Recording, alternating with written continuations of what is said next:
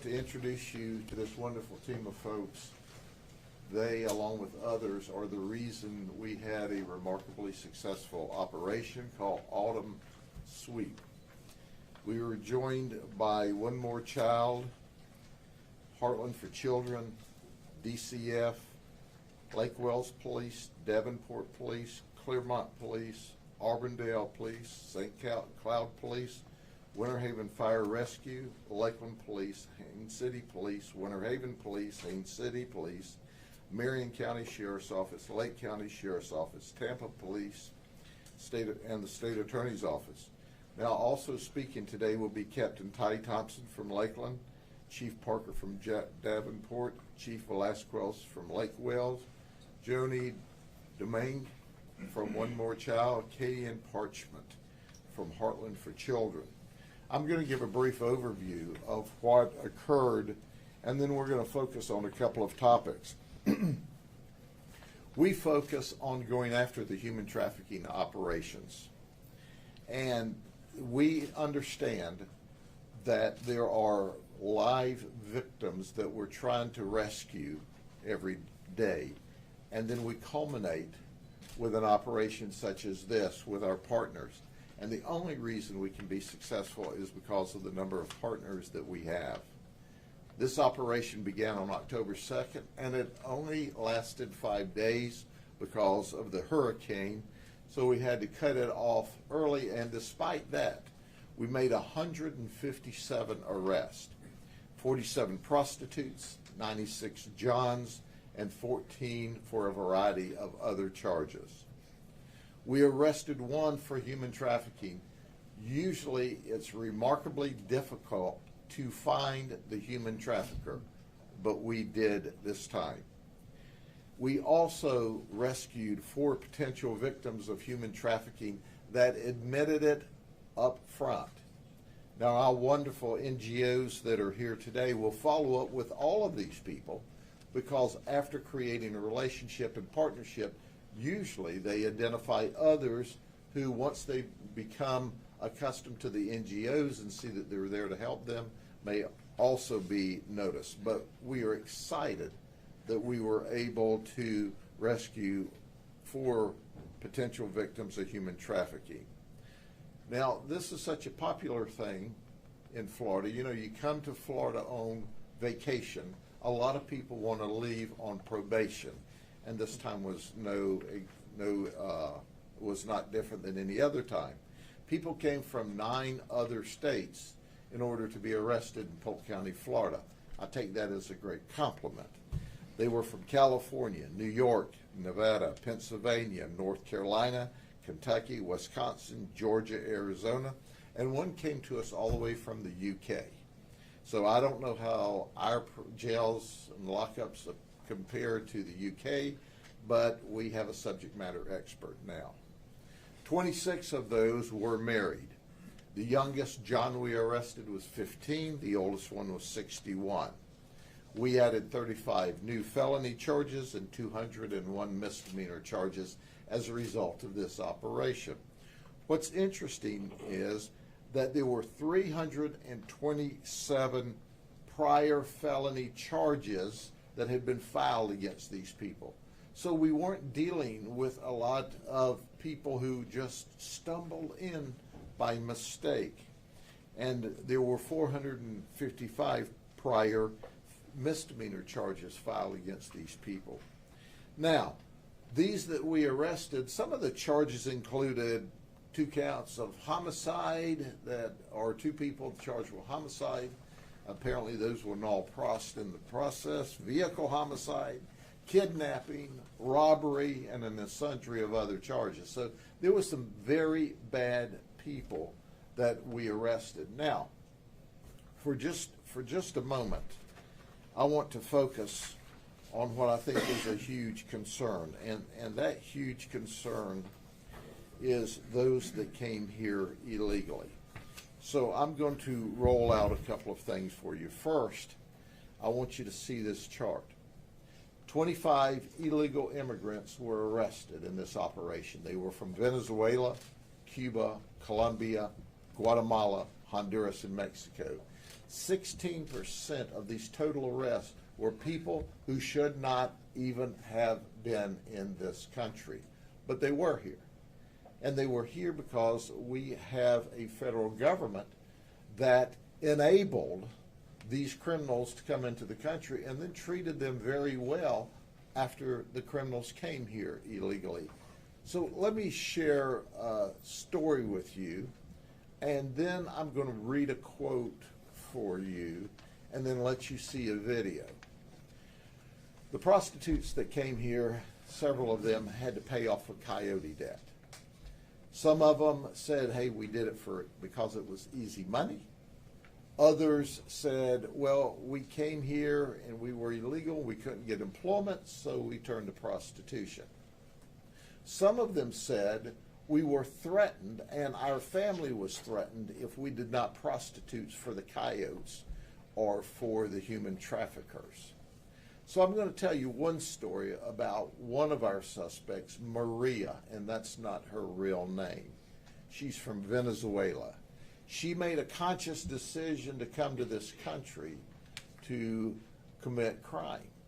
She flew into Mexico from Venezuela.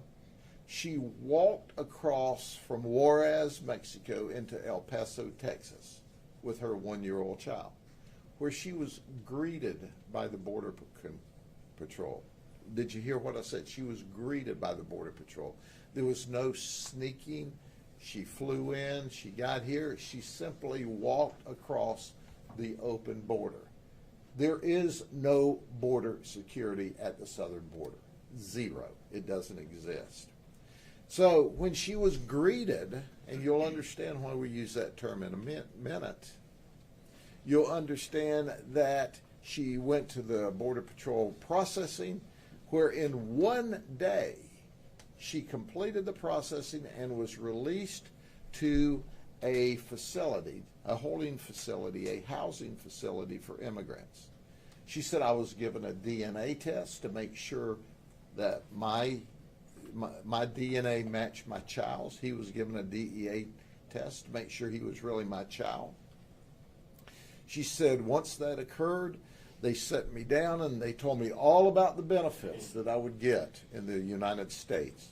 She said I was eligible and I had to fill out these forms so that I could get those benefits. She said, so I fill forms out for Medicaid, for SNAP, which is money for food.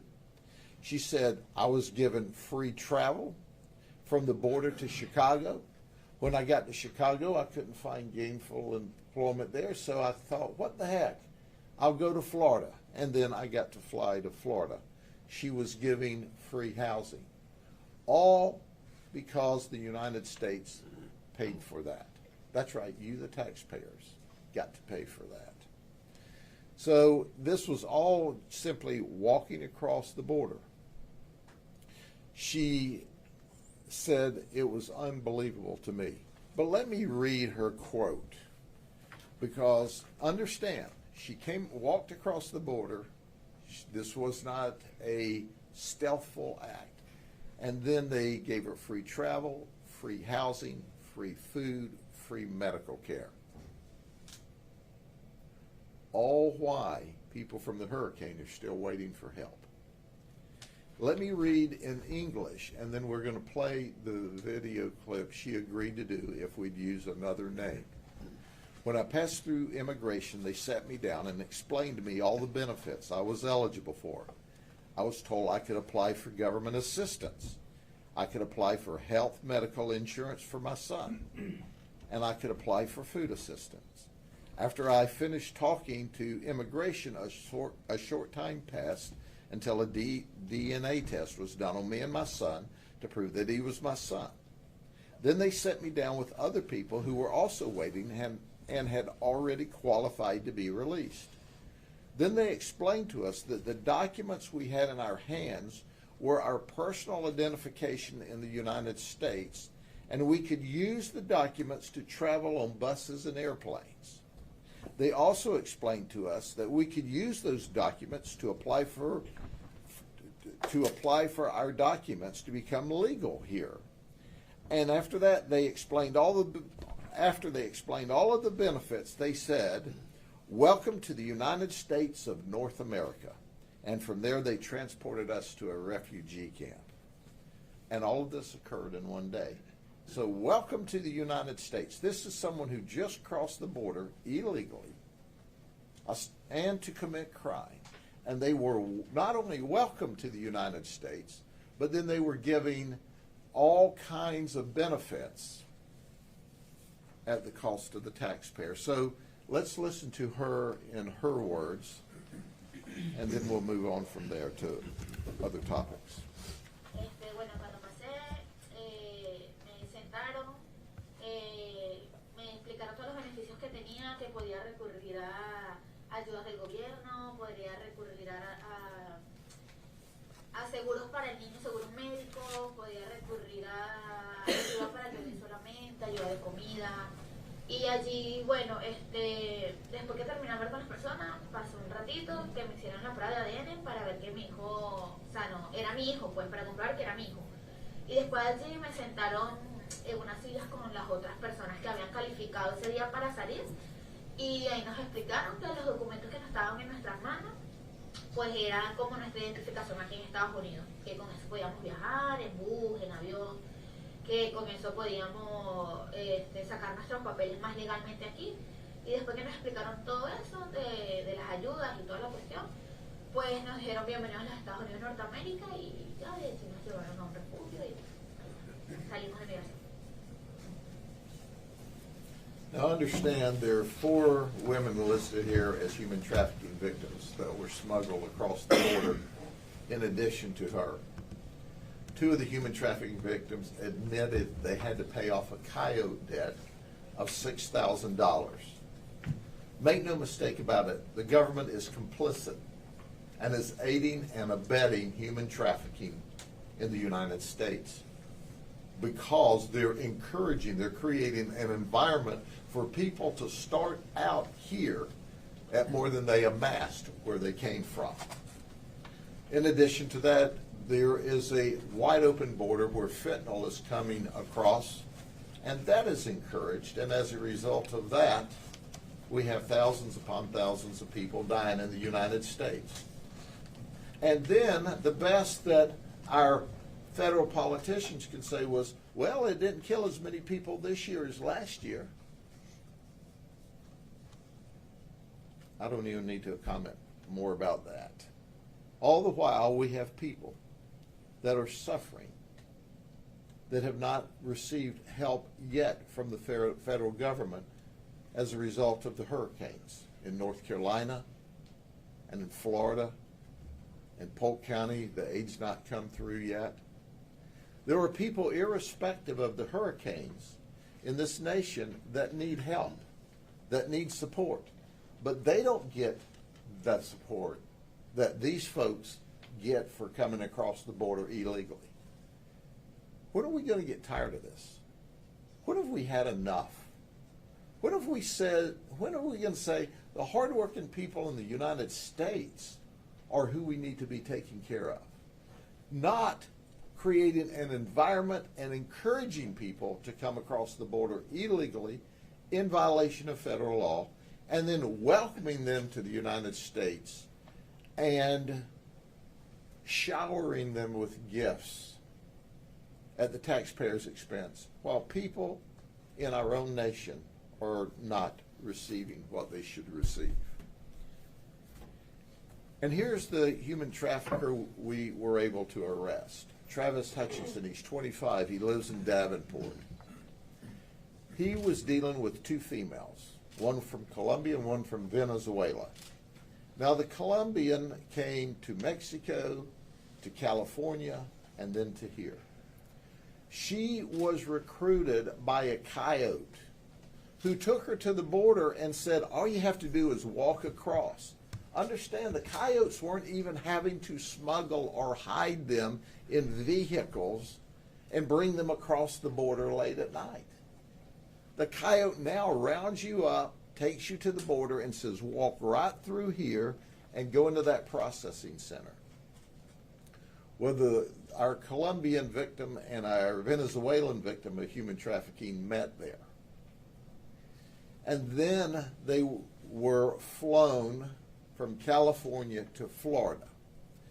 Now, Travis was here. He was talking to the coyote in California who said, I'm sending them to you.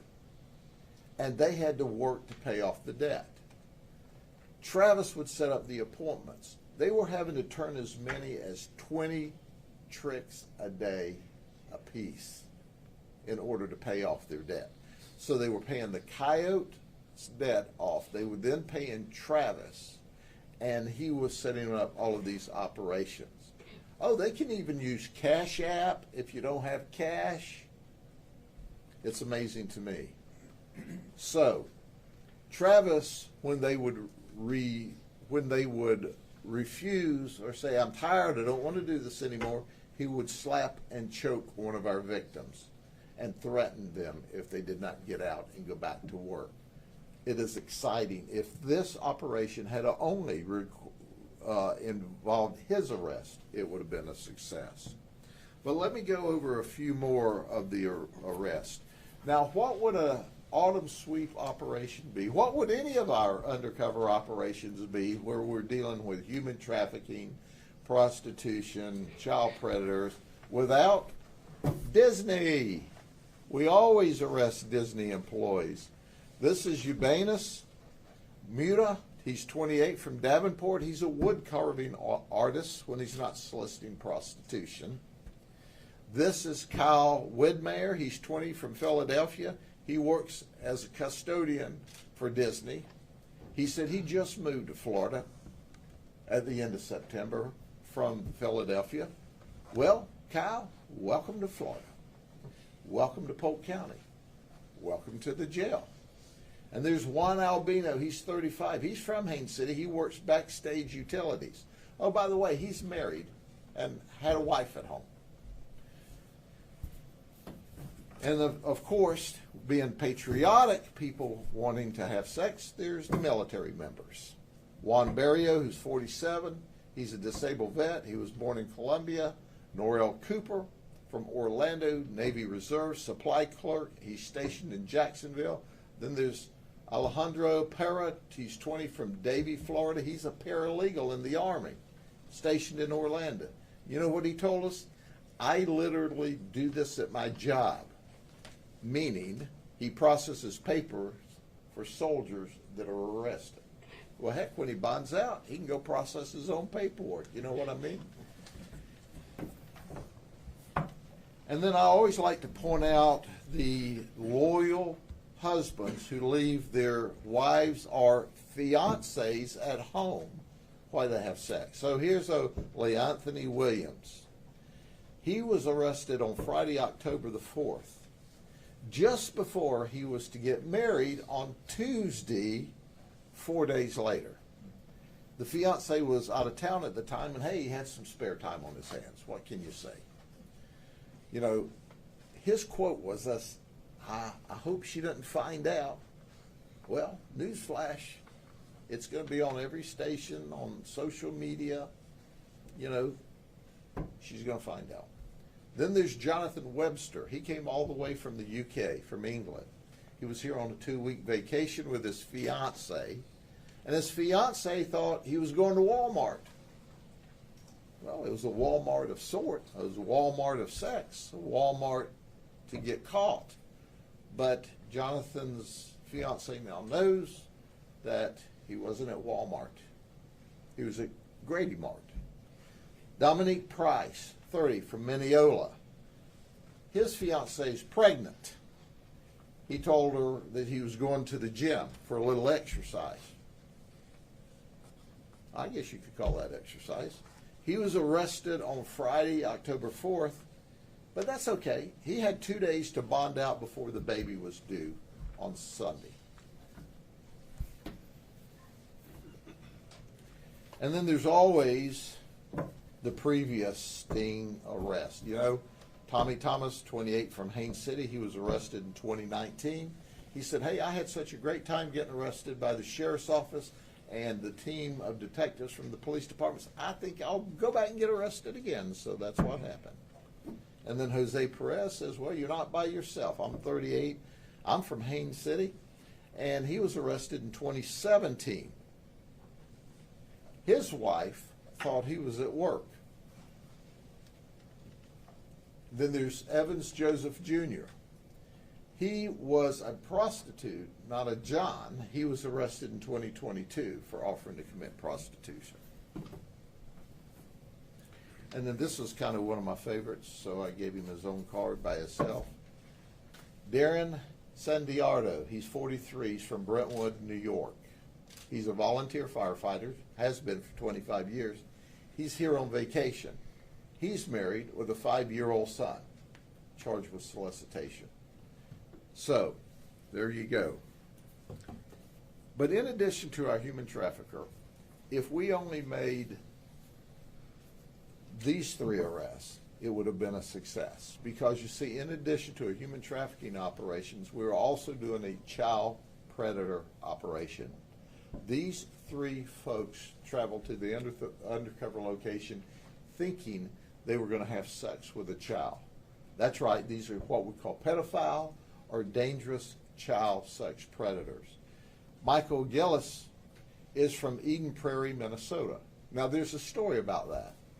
He was arrested in Minnesota for trying to have sex with a 14-year-old little boy. Not only was he arrested for trying to have sex with a 14-year-old little boy, but he was out on an $85,000 bond from that charge. So he came to Orlando to work as a videographer, and he thought, well, you know, I'm out on bond. Heck, let me go see if I can pick up a 14-year-old in Florida.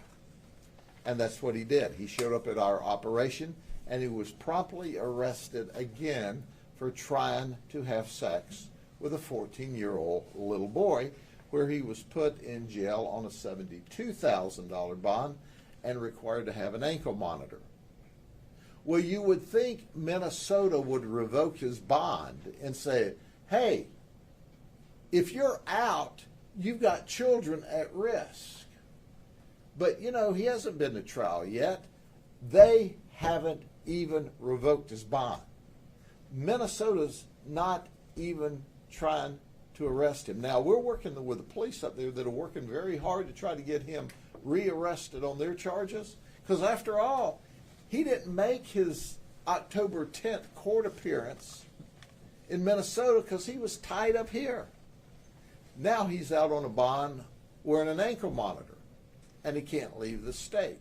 So I don't know how he answers to the charges up there until he answers to the charges here. But at the end of the day, he made admissions to us. Ladies and gentlemen, he is the classic example. If these child predators are not locked up, children are in danger. And you would think that he would be afraid or scared or worried from his arrest in Minnesota doing the same thing. He would at least behave for a while. No, he comes right back to Florida and does the same thing. And then there's Ezekiel Mija from Haines City. He's here illegally. So here's an example. I want the current administration, the federal government, to understand, because you encourage, because you don't have any border security, that you are not only allowing but encouraging illegal people to come into this country to commit crime, to include child sex predators. He came here illegally, and his goal was to find a 14-year-old child and have sex with her. And that's what he was trying to do if it weren't for our great detectives that stopped it. They travel, folks. They actually showed up at a strange house in a strange community, in a strange neighborhood, in a strange county to have sex with a child. That's how dangerous. And he told them during his communication with what he thought was a 14-year-old child, you know, I could get in big trouble if I get caught. You think? Oh, by the way, did I tell you he's married with a 7-year-old daughter? And he sent his wife and daughter to North Carolina because of the threat of the storm, and he thought, hey, my wife and daughter are gone, the storm's not here yet, I'll just go see if I can have sex with a 14-year-old little girl. And then there's Brandon Orr. He's 28 from Kissimmee. He tried to have sex with a 14-year-old little girl. Newsflash, he is a lifeguard at Disney Art of Animation Resort. So he gets to be a lifeguard and sit up and look at children all day long while Disney's paying him. Did I tell you he's engaged to be married too? His wife, his future wife, can do what she wants, but I'm just thinking through this. You may want to go try to find you somebody else that's not a pedophile, not a child sex predator, because he's going to prison for a long time. We're going to do our best, because our state attorney, Brian Haas, is the very best. His team is the very best. We're going to try to put them in prison for a long time. So I'm going to start with the chiefs, and then we're going to have our NGOs speak to you for just a second.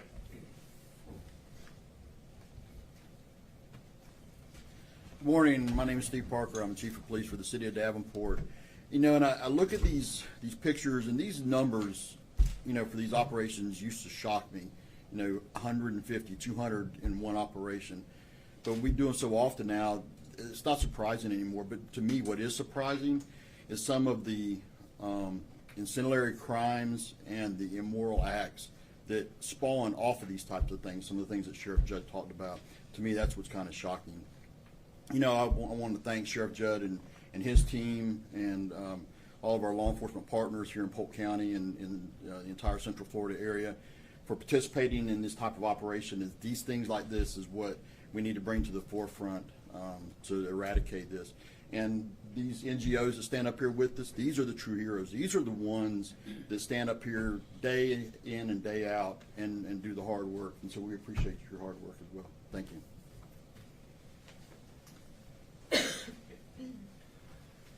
I'm Captain Ty Thompson. I'm here on behalf of the Lakeland Police Department.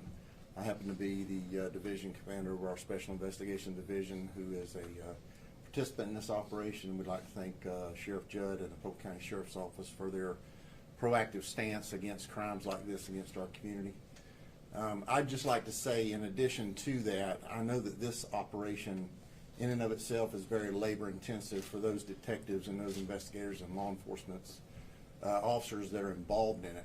Not only were they tied up on a very labor intensive operation that lasted well into the early morning hours of every night, that required multiple hours of overtime, they also were greeted by Hurricane Milton on the tail end of this.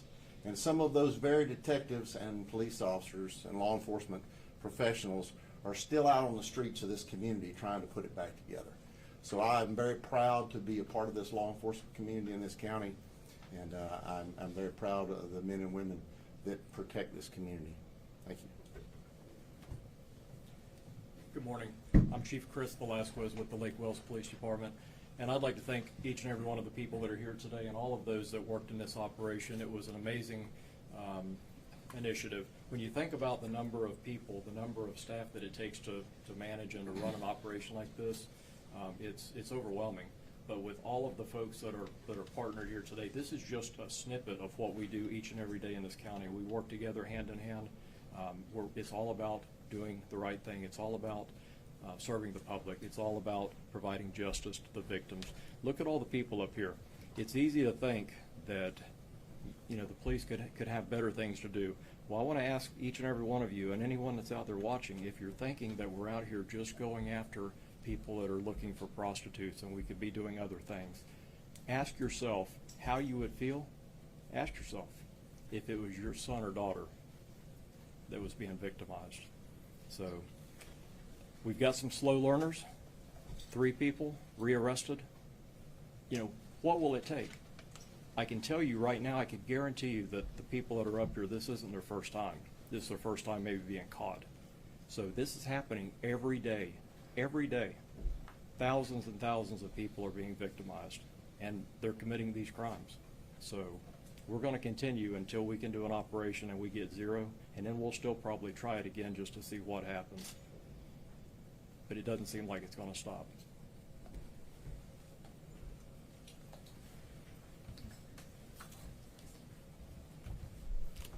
Good morning. My name is Jody Domingue. I am the Vice President of Program Operations and Public Policy.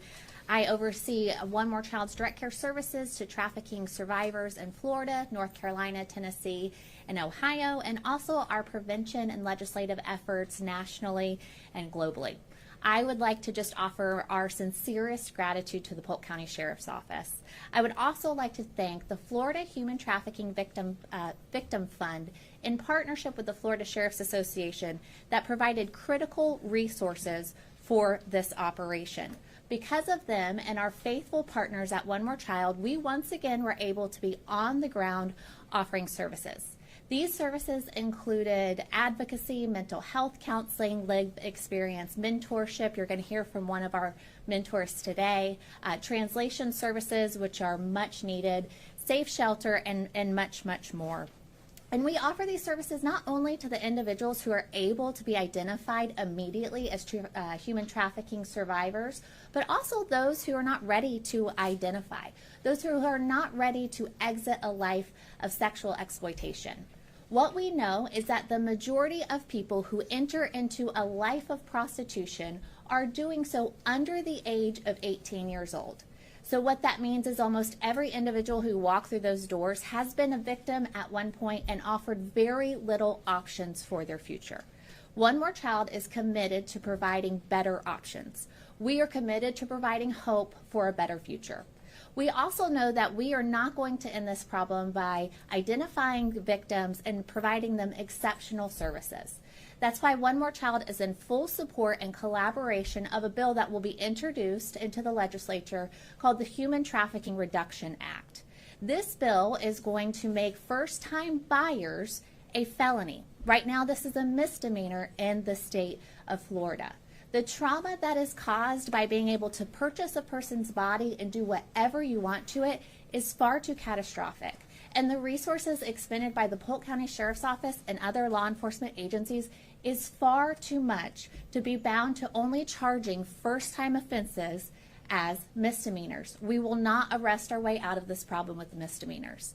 It will also provide a secondary route of justice for trafficking survivors to be able to hold accountable those the players that have profited off of their trauma. It will improve the record relief process for survivors. And finally, it will provide more tools to law enforcement agencies to catch the bad guys, something Polk County Sheriff's Office does better than anybody else. I want to thank Sheriff Judd, the detectives here today, the different partners that we get to partner with for another successful operation.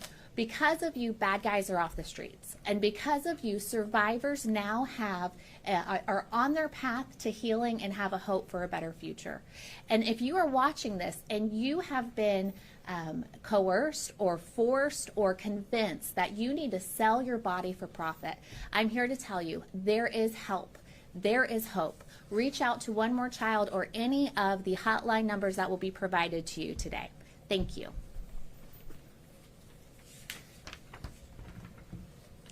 Good morning. My name is Christina Santiago, and I'm here today as a survivor, leader, and mentor with One More Child Anti-Trafficking Mobile Team.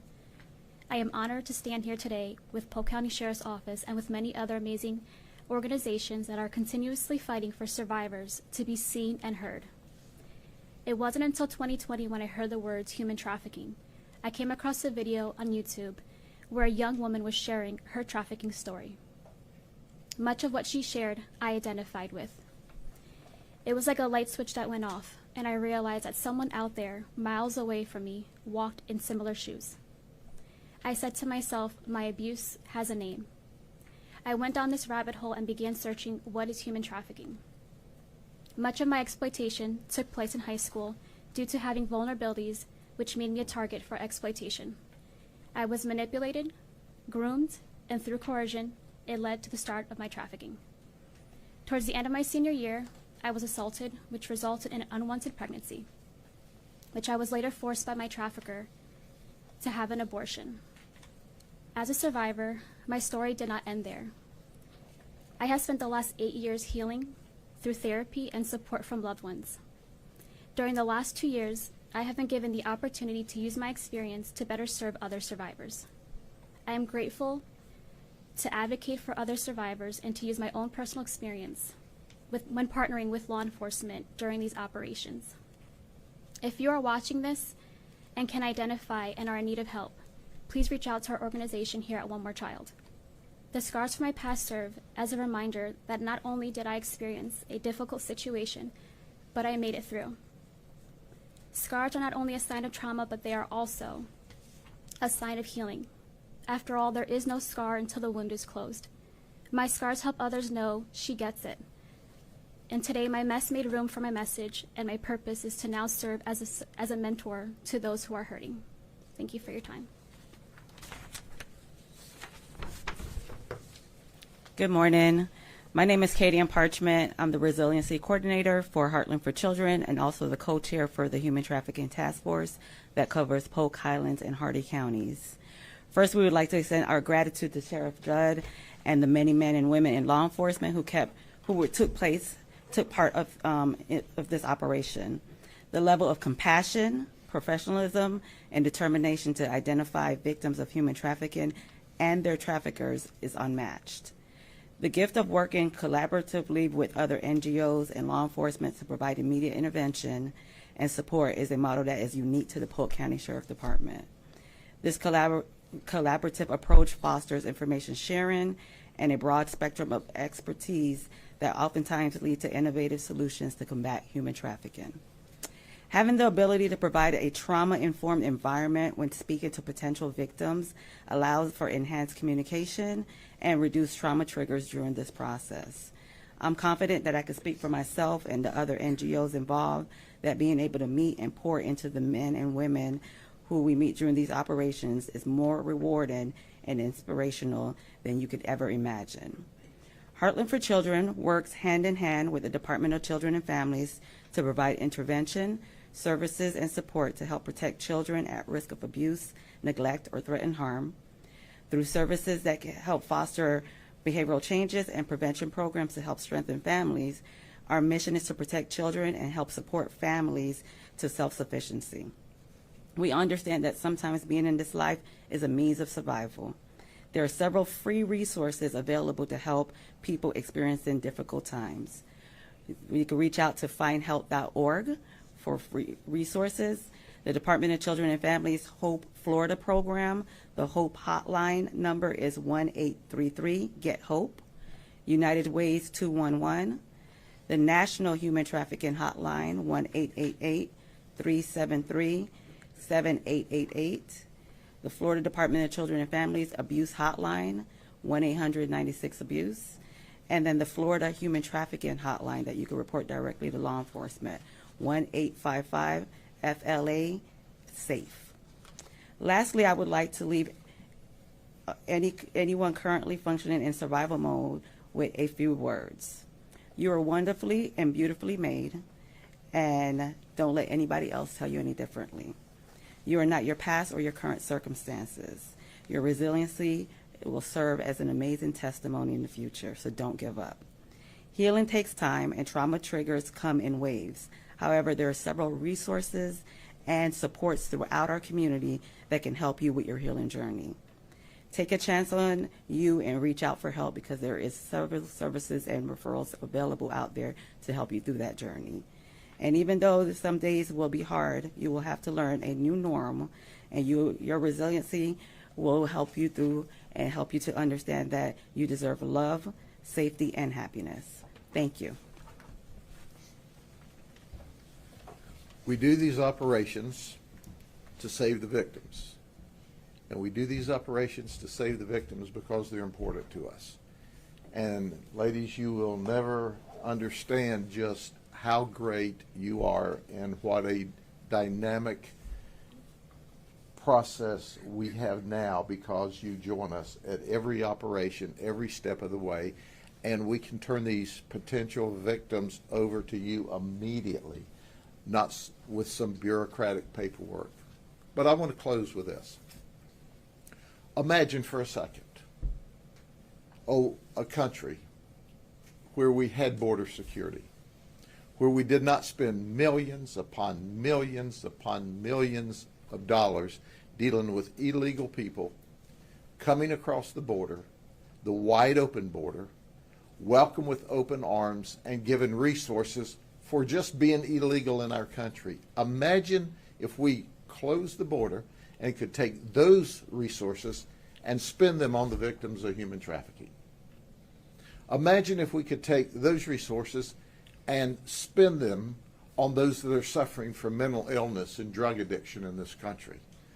There is enough money being wasted by the federal government and the executive branch to make a huge dent in the mental health issues, to the drug addiction issues, to the human trafficking victims of this country if we just cut the border off and quit causing not only the federal government to spend, we're not even talking about the trickle down of the additional millions and millions that state and locals are spending that amount to billions.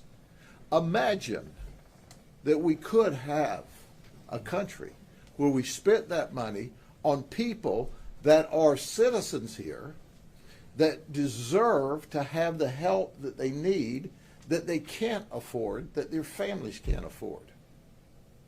And if we keep doing the same old thing, we're going to end up with the same old problems magnified. The border's wide open. The federal government is a player in the crime that's occurring in this country because of people like these illegals coming here to commit crime. God bless you all. We'll see you at the next operation, and I'll guarantee you we'll be back. If we didn't get you in this operation, we'll get you in the next one. You're on your way to the county jail. You just don't realize it yet. For Santa Claus, ask for money so you can put it in the account when you come to jail.